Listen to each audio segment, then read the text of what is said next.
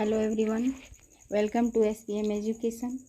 आज मैं आप लोगों के लिए क्लास 10th के हिंदी क्षितिज के काव्य खंड से सूरदास के पद के व्याख्या लेकर आई हूँ। सूरदास के पद। इस पद में उद्धव जी के द्वारा गोपियों के योग के संदेश सुनाने पर गोपियाँ जब उद्धव जी पर एक भ्रमर के माध्यम से किस प्रकार कटाक्ष कर रहे हैं, इसका वर्णन किया गया है। तथा गोपियाँ कृष्ण को उनके योग के संदेश उद्धव जी द्वारा भेजे जाने पर विविध प्रकार से उलाहना भी देती हैं, जिसका वर्णन इस पद में सूरदास ने किया है। यह पद सूरदास जी द्वारा रचित भ्रमर गीत सार नामक रचना से लिया गया है। चलिए इस पद को हम लोग प्रारंभ करते हैं। उद्धव तुम हो अति बड़भागी, अपरस रहत स्नेह तगाते, नाहिन मन अनुरागी। पुरैन पात रहत जल भीतर, तारस देह न दागी। जो जल माह तेल की गागर, बूंद न ताको लागी। प्रीत नदी में पाँव न बोर्यो, दृष्टि न रूप परागी। सूरदास अबला हम भोरी, गुर चीटी ज्यों पागी। गोपियाँ कहती हैं, उद्धव तुम हो अति बड़भागी। हे उद्धव जी, आप बहुत ही भाग्य वाले हो। यहाँ पर उद्धव जी को भाग्य वाला कहने का व्यंग्यार्थ छिपा है। यहाँ पर गोपियाँ उद्धव जी को भाग्य वाला बता करके उन्हें भाग्यहीन बता रही हैं। उनको व्यंग कर रही हैं कि आप बड़े भाग्य वाले हो, अर्थात आप बहुत भाग्यहीन हो। गोपियाँ उद्धव जी को बड़भागी के व्यंग्यार्थ भाग्यहीन बता रही हैं। तो गोपियाँ कहती हैं कि उद्धव तुम हो अति बड़भागी। हे उद्धव जी, तुम बहुत बड़भागी हो, यानी बहुत भाग्य वाले हो। अपरस रहत स्नेह तकाते, नाहिन मन अनुरागी। हे उद्धव जी, आप उस स्नेह मूर्ति के पास हैं, उस कृष्ण जी के पास हैं, फिर भी अपरस रहत, फिर भी आप उनके प्रेम से रहित हैं। आप उनके प्रेम से बिल्कुल ही रहित हैं। नाहिन मन अनुरागी, और आपके मन में कृष्ण के प्रति कोई अनुराग, कोई प्रेम, कोई स्नेह अभी तक व्याप्त नहीं हुआ है। फिर आगे कहती हैं गोपियाँ, पुरैन पात रहत जल भीतर, तारस देह न दागी। पुरैन पात रहत जल भीतर, जिस प्रकार से पुरैन का पत्ता जल के अंदर रहता है। पुरैन का पत्ता यानी कमल का जो फूल खिलता है, उसके पत्ते के बारे में बताया गया है, उसी को कहा गया पुरैन पात। पुरैन पात रहत जल भीतर, जिस प्रकार पुरैन का पत्ता जल के भीतर ही रहता है, कमल का फूल जल के भीतर ही होता है ना, तो वो पत्ते भी उसी में होते हैं। तो जिस प्रकार गोपियाँ कहती हैं कि जिस प्रकार वह पुरैन का पत्ता जल के भीतर रहते हुए भी तारस देह न दागी। तारस यानी उसका रस, यानी वह पानी, उसका रस का मतलब यहाँ पानी से लिया गया है। उसका पानी देह यानी यहाँ पर पत्ते के शरीर को कहा जा रहा है। देह न दागी, उस पत्ते पर एक मात्र भी पानी का दाग नहीं लगता।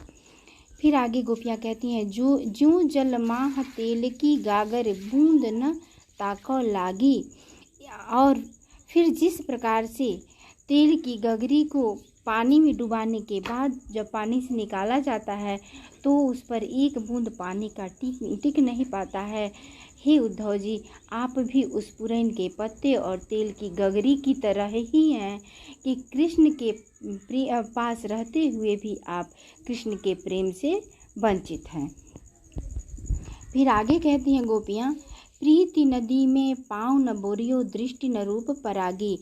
हे उद्धव जी, आपने तो अभी प्रीति नदी यानी प्रेम की नदी में, आप तो अभी प्रेम रूपी नदी में पाँव न बोरियो, अपने पैर को डाला ही नहीं है। दृष्टि न रूप परागी, और आपकी दृष्टि में कृष्ण के रूप की शोभा, परागी का मतलब शोभा, कृष्ण के रूप की शोभा अभी तक समाई ही नहीं है। फिर आगे सूरदास जी कहते हैं, सूरदास अबलाहम भोरी गुर चीटी जी पागी। सूरदास जी कहते हैं कि गोपियाँ उद्धव जी से कहती हैं कि हे उद्धव जी, अबलाहम भोरी, हम भोली भाली अबलाएँ हैं।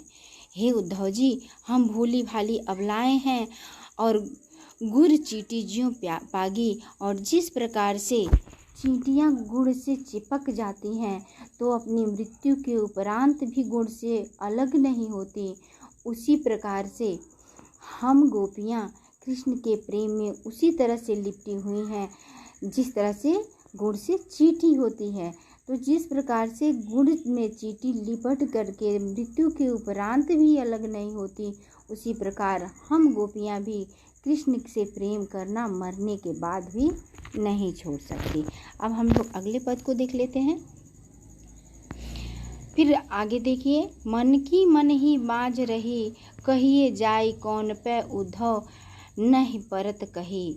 गोपियाँ कहती है कि मन की मन ही माँझ रही, हम लोग मन की मन ही सोच रही हैं, अपने मन ही मन में सोच रही हैं।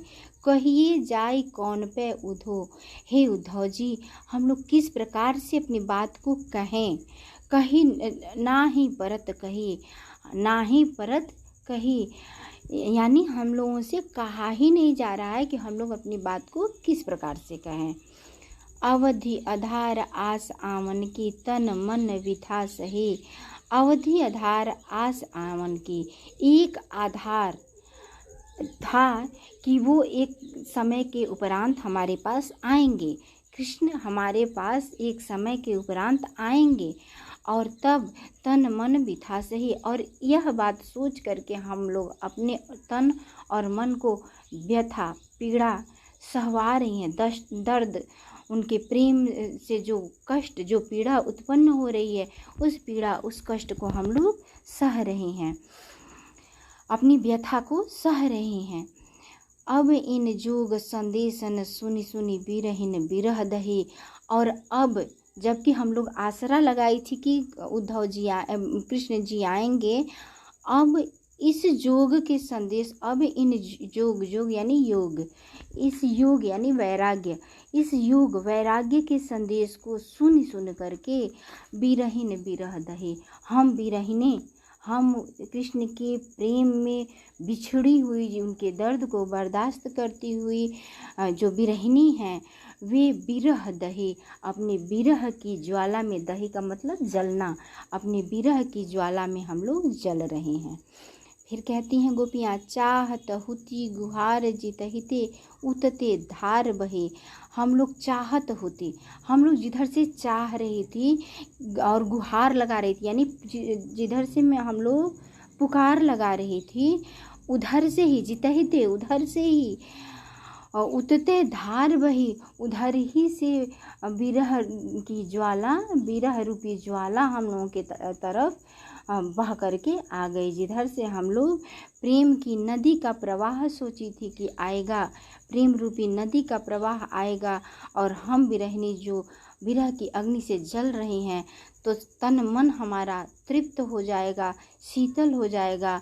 अब उधर से ही योग रूपी संदेश लेकर के आप हम बिरहिनी के लिए अग्नि की ज्वाला और भड़का दिए हैं। फिर आगे कहते हैं, सूरदास अब धीर धरही क्यों मर जाता न लही। सूरदास जी कहते हैं कि अब हम लोग धीरज क्यों धरें, अब धीर धरही क्यों, हम लोग अब धीरज क्यों धरें, यानी हम लोग धीरज क्यों रखें। मर्यादा न लही, जब कृष्ण ने अपनी मर्यादा को रखी ही नहीं तो हम लोग धीरज क्यों रखें। फिर आगे के पद को हम लोग देख लेते हैं। हमरे हरि हारिल की लकड़ी। गोपियाँ कहती हैं कि कृष्ण हमारे लिए हारिल की लकड़ी के समान है। हारिल पक्षी एक होती है जो कि हमेशा अपने पंजे में एक लकड़ी दबाए हुए रहती है, उस लकड़ी को कभी त्यागती नहीं है। तो वही गोपियाँ कहती हैं कि जिस प्रकार से हारिल पक्षी अपनी लकड़ी को कभी नहीं त्यागता, उसी प्रकार से हम गोपियों के लिए कृष्ण जी उसी प्रकार से हैं। हम लोगों के लिए भी हारिल की लकड़ी के समान है, हम लोग भी कृष्ण से प्रेम करना नहीं छोड़ सकते। मन क्रम वचन नंद नंदन उरे यह दृढ़ करी पकड़ी। हम लोग मन क्रम वचन से नंद नंदन को यानी कृष्ण भगवान को अपनी उर यानी हृदय, अपने हृदय में हम लोग मन क्रम वचन से उन्हें वसा चुकी हैं। यह दृढ़ करी पकड़ी और हम लोग दृढ़ता से उनको पकड़े हुए हैं, हम लोग उन्हें छोड़ नहीं सकते। जागत सोवत स्वप्न दिवस निसी कान्ह कान्ह जकरी। जागत सोवत, जागत यानी जागते हुए, सोवत यानी सोते हुए, स्वप्न सपने में, दिवस यानी दिन में, निसी मतलब रात में, अर्थात जगते हुए, सोते हुए, सपने में, दिन और रात में हम गोपियाँ कान्ह कान्ह जकरी, कान कान करके यानी कृष्ण कृष्ण की पुकार लगाए हुए हैं, कृष्ण कृष्ण करके पुकार रही हैं। सुनत जोग लागत है ऐसो ज्यों करुई ककरी। और आपके द्वारा यह योग का संदेश हमें यूं लग रहा है जैसे कि हम लोगों ने कड़वी ककरी खा ली हो और हमारा मुख कड़वा हो गया हो। सूतो व्याधि हम कौलय आए, देखी सुनी न करी। सूतो व्याधि, वही व्याधि, वही पीड़ा, वही रोग, व्याधि का मतलब रोग, वही रोग आप हमारे लिए लेकर आए, हम कौले आए, हमारे लिए लेकर आए, जो हमने देखी सुनी न करी, जो हमने ना देखी है ना सुनी है और ना ऐसा रोग हमने कभी पाला है। यह तो सूरति नहिले सौंपो जिनके मन चक्री। सूरदास जी कहते हैं कि गोपियाँ उद्धव जी से कहती हैं, हे उद्धव जी, आप इस रोग को उसी को ले जा कर के सौंपिए, इस योग के संदेश को उसी को ले जा के सौंपिए जिनका मन चक्री, चक्री यानी चकवी पंक्षी की तरह चंचल है। चकवी एक पंक्षी होती है जो एक जगह टिकती नहीं है, तो उसी के बारे में कहते हैं कि जिनकी मन चक्री, जिनका मन चकवे पक्षी की तरह चंचल है, उनको ये योग का संदेश आप ले जा करके दे दो, यह व्याधि उनके पास सुनाओ, ले जा करके दे दो। अब हम अगले पद को देखते हैं। हरि है राजनीति पढ़ी आए। इसमें गोपियाँ कृष्ण जी के बारे में कहती हैं कि कृष्ण जी राजनीति पढ़ के आ गए हैं। गोपियाँ कहती हैं कृष्ण जी पर को उलाहना देते हुए कहती हैं कि कृष्ण जी राजनीति पढ़ के आ गए हैं। समुझी बात कहत मधुकर के समाचार सब पाए। समुझी बात कहत मधुकर के, हम लोग मधुकर यानी उद्धव जी द्वारा कहे हुए बात को हम लोग समझ रहे हैं और सारे समाचार को हम लोग सुन रहे हैं, हम लोग सभी समाचार पाए और हम लोग उनके सभी बात, कृष्ण के सभी बातों को समझ रहे हैं। हम लोग कृष्ण द्वारा भेजे गए प्रत्येक संदेश को हमने सुना और उनके हर संदेश के मतलब को हम लोग समझ रहे हैं। एक अति चतुर होते पहले ही, एक तो पहले ही बहुत चतुर थे, अति चतुर होते पहले ही बहुत चतुर थे। अब गुरु ग्रंथ पढ़ाए, अब वे मथुरा में जा कर के गुरु ग्रंथ भी पढ़ाए हैं। बड़ी बुद्धि जानी जो उनकी जोग संदेश पढ़ाए। अब हम लोग जान चुकी हैं कि अब गुरु ग्रंथ भी पढ़ लेने की वजह से, राजनीतिज्ञ तो पहले से थे, अब उन्होंने गुरु ग्रंथ भी पढ़ लिया है, तो अब उनकी बुद्धि और व्यापक हो गई है और बढ़ गई है। हम लोग यह बात जान चुकी हैं, इसलिए वे योग का संदेश हमारे पास भेजे हैं। अब हम लोग जान चुकी हैं कि वो और ज़्यादा बुद्धि वाले हो गए हैं, जिसकी वजह से वे योग के संदेश हमारे पास भेज रहे हैं। फिर आगे गोपियाँ कहती हैं, उद्धव भले लोग आगे के परहित डोलत धाए। हे उद्धव जी, पहले के लोग ही अच्छे थे। हे उद्धव जी, पहले के लोग, भले लोग आगे के यानी जो बीते ज़माने के लोग हैं वही लोग अच्छे थे, जो कि परहित डोलत धाए, जो दूसरे के हित में इधर उधर दौड़ते फिरते थे। अब अपने मन फेर पाहिए, चलत जो होते चुराए। अब फिर गोपियाँ कहती हैं कृष्ण को उलाहना देते हुए कि अब अपने मन फेर पाए हैं, अब वे अपने मन को वापस पाना चाहते हैं। चलत जो होते चुराए, जो कि हमारे हृदय को खुद चुरा करके लेके चले गए हैं, वे अपने मन को फिर वापस पाना चाहते हैं। ते क्यों और अनीति करें आपुन, जे और अनीति छुड़ाए। हे उद्धव जी, वे क्यों इस प्रकार की अनीति कर रहे हैं, अनाचार कर रहे हैं, जो कि दूसरे की अनाचार अनीति को छुड़ाते हैं, जो खुद दूसरे के अनीति को छुड़ाते रहते हैं, वे खुद अनीति खुद क्यों कर रहे हैं। फिर आगे गोपियाँ कहती हैं, राज धर्म तो अहे सूर जो प्रजा न जाहि सताए। फिर गोपियाँ, अब सूरदास जी कहते हैं कि गोपियाँ उद्धव जी से कहती हैं, कृष्ण के को उलाहना देते हुए कहती हैं कि हे उद्धव जी, राजा का जाकर के उस कृष्ण जी से कहिएगा कि राजा का धर्म तो यही होता है जो कभी भी प्रजा को सताए नहीं, हमेशा प्रजा की रक्षा करे। राजा का धर्म यह नहीं होता कि वह प्रजा को सताए, वह प्रजा की हमेशा रक्षा करे, यह राजा का धर्म होता है। यह हमारा जो सूरदास के पद वाला चैप्टर है, यह चैप्टर हमारा यहाँ पर समाप्त होता है।